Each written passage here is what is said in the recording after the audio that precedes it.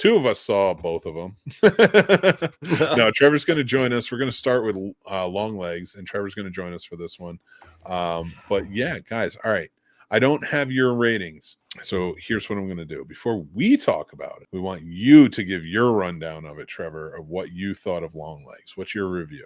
Okay, well, first I have to say that it lives up to the hype.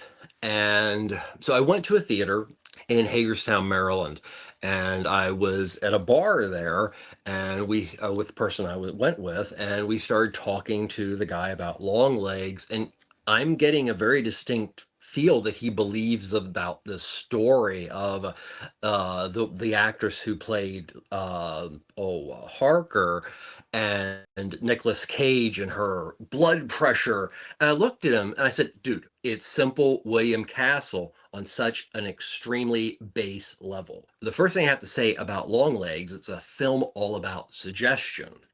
And to put out such a lame thing that so many people fell for shows that it is powerful.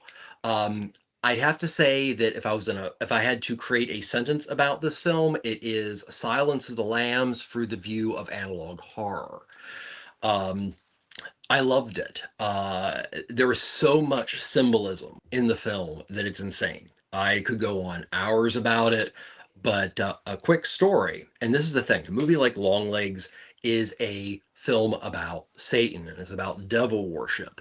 And I'm at my job today, and one person is asking about movies, and another person says, "Oh, I saw Longlegs." I'm like, "Oh, it's really good." And then they spill like a couple sentences, but then they got to, "It's about Satan." And I just looked at Satan, and they all looked at me like I was a heathen. So to me, it fascinates me what a person who genuinely believes in the devil and in Satan would take away from Longlegs. Because honestly, as a devil film, and I unfortunately know a lot about them, I thought it was very, very good and followed a lot of the traditional occultism and Satanism that is on books. So I will just say this, Trevor. Yeah. You're 100% wrong in your review. No. Fine. You can't be wrong in a review. We can't have that synchronicity all the time. Fair.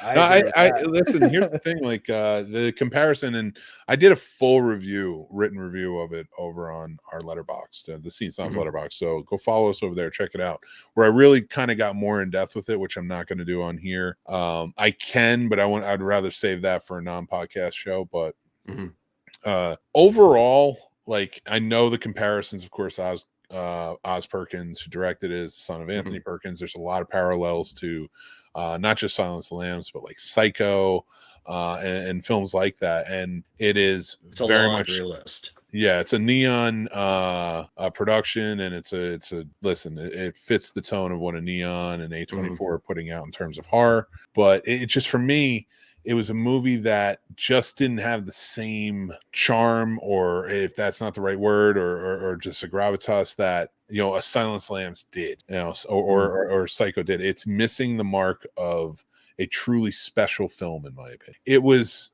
a good film. I didn't mind the investigation.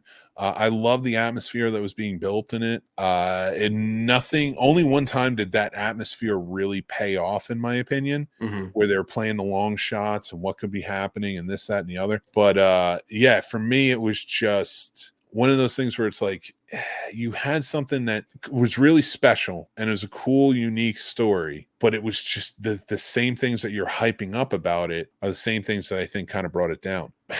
Nick Cage's performance is really good. His makeup, not so much. I didn't love a picture of where he actually, it has to. Well, hold on one sec, Trevor. Hold on one sec, please.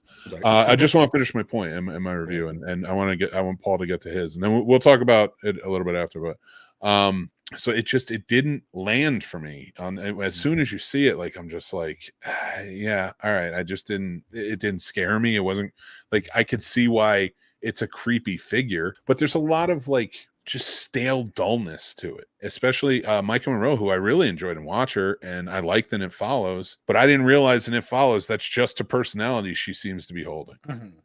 It's a dry personality, and it's dull. You know, she was the most dull character in it. Blair Underwood wasn't in this. It wouldn't, I don't think it would have had the same flavor of being carried in an exciting way. Everyone in this, with the exception of Nick Cage, was just very dull. I thought Alicia Witt, who I do like in some things, was miscast as the mom. Yeah, it just a lot about it. I was like, I felt like there was forced connections in certain areas, but it just did not land for me. I don't think it's a bad movie. I'm glad I saw it. I do think I need to see it again. I'm always open. And when a movie that I think is good like this, opens and I didn't have a connection with it or, you know, I didn't like it or however it plays out, I do like to check it out again to see what it's about. You know, see what I really enjoyed about it. So I will see it again. I might have a different take on it, but overall there were just some things that like it just didn't. It's not something I think has a lot of rewatchability in my opinion. But before we get to that though, I do want to ask Paul, what do you think about the movie, man? Like, what did you think going in?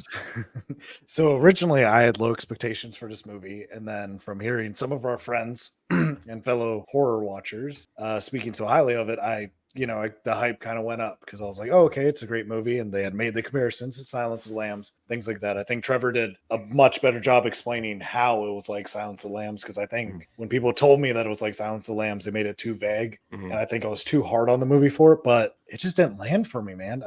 It was too open. There were too many holes in it for me to where I was just like, so what was the point of, the opening scene? Like, why did we have to see her be like, hey, don't go in that house, the killer's there, let's call for backup, and then dude just, oh, okay, let's go knock and see what's up. Dead. That's it. Does she get him? They just don't explain enough. And to me, I feel like a lot of times I see it as almost a cop-out, that they didn't want to do the formal writing, that they're trying to say, oh, we left it more open just so that, you have to think about it, then it's up for the audience. I think that's a cop-out and a shortcut for writing poorly, which is what I thought once it came around, where all of a sudden it was, oh, well, he worships the devil and this is more of a supernatural thing this whole time. And it was just like, okay, so that's how I love what you're saying. I do love the themes of the movie. I didn't mind that it was Satan. I didn't mind all that. No. There's a lot of elements to it that they added that just felt unexplained. And I understand that you're chalking it up to the Satan and the devil, but it didn't land for me. I got the same feelings about this movie that I did the first time I watched The Sixth Sense. Okay. And I have the same feelings about that movie where I'm like, everybody's talking about this is the greatest thing on the planet. And it's like, it was good. I'm glad I've seen it. I have never watched The Sixth Sense again after that first time. Right. So that to me, that tells you something. There's a lot of people who are like, I swear by it, but I'm like, I never want to see, I just don't ever want to see it again. Longlegs is a little different. It's a stronger film in certain areas, especially in its cinematography. Yes. But I do want to rewatch it. I do want to, capture maybe some of the charm that everybody else is finding. But now, Trevor, you were talking about the makeup earlier. I would love to hear what you were going to say about that. Oh, well, it's, I wasn't blown away by the visuals of Nicolas Cage, because basically it's a mixture of a concept kind of like Buffalo Bill, but also a character played by Tiny Tim, who was a ukulele player, in a 1985-87 film by Ohio's Bill Rabin called Blood Harvest. Oof. And you're like, oh man, okay, how in God's earth could that have potentially I see it. I see it. And also, here's the thing, and this is why I love the movie on so many levels, and it is a just reference explosion by Oz Perkins. And there's a lot of times that he even takes the liberty of going and mixing with existing lore of other movies. And I really truly think that I love this movie because I think it's film's first attempt at analog horror. Well, okay. My only argument here is that, like, when Nicolas Cage is talking about the character of Longlegs that he plays in the movie, he says he drew a lot of comparisons to his mother. So, and I don't know what that means. I've never seen his mother. I have no idea. I'm sure it's not look, but I'm sure like just the way she talked or acted or however it was. Now, it's a good place for his person to be if he's, Yeah, but when I see that, I'm like, I can see that. I see what he's saying. I see basing it off of like his mother. Maybe this is what she was like, or that. But then that removes me from the fact that Alicia Witt didn't play it like a mom at all.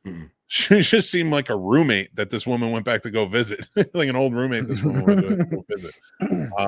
Yeah, there's just a lot of stuff that was just really didn't work for me. Even at beginning, the clairvoyance, I got it, I understood with the orbs and everything else. I don't need it explained. And I'm not talking to you, Trevor. I'm talking about people in the comments. I don't need it explained.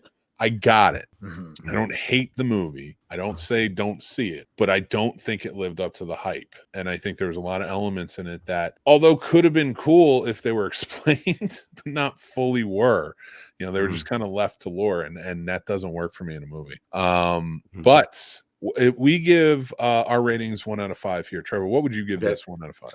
A 4.5. 4.5, and our man Dan definitely agrees with you. He gives it a 4.5. Of course, Master Shake is over on Betting Bros, and you can check him out on Master Shake's moderately entertaining mixology minutes. Sometimes had to pick on him a little bit, but 4 out of 5. Those are the people who liked it. Now, again, mine is based on middle of the road. Go check it out. But I gave it a 3. Paul, you gave it a 2.5. Do you stand by that 2.5 after everything Trevor said? Yeah. I mean, I'll rewatch it. Maybe that rating goes up, but as for right now, yeah, it's still 2.5. All right, I dig it. All right, well, that's our rating for that. Now we are going to get into the movie. Until next time, bye.